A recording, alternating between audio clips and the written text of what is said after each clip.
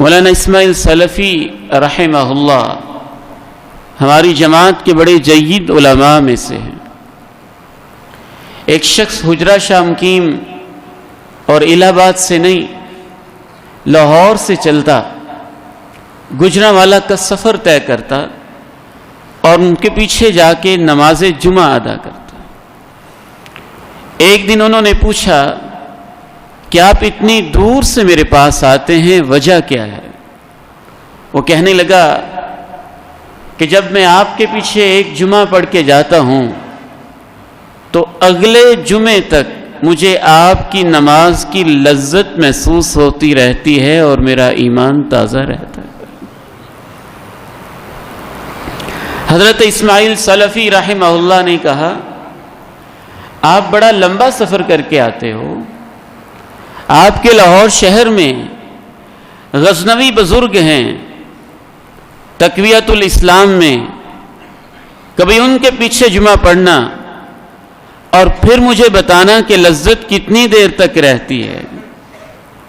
اس نے حضرت سلفی رحمہ اللہ کی نصیحت پہ عمل کیا اور حضرت غزنوی رحمہ اللہ کے پیچھے نماز جمعہ ادا کی، اور پھر جب دوبارہ مولانا اسماعیل سلفی رحمہ اللہ کے پاس پہنچا تو پوچھا، اب تمہاری کیا کیفیت ہے؟ کہنے لگا، میں حضرت غزنوی کے پیچھے ایک جمعہ پڑھتا ہوں تو ایک ایک مہینہ مجھے ایمان کی لذت اور حلاوت نصیب رہتی ہے۔ بلکہ حضرت سید عبداللہ غزنوی رحمہ اللہ، ان کے بارے میں تو معروف تھا کہ جو ان کے پیچھے ایک نماز پڑھ لیتا ہے۔ ایک دفعہ نماز پڑھائی، نماز پڑھا کے فارغ ہوئے، اپنی گود کو دیکھا، کپڑے بھیگے ہوئے، کہنے لگے، بارہ شد واللہ عبداللہ را خبر نشد۔ فارسی بولتے تھے۔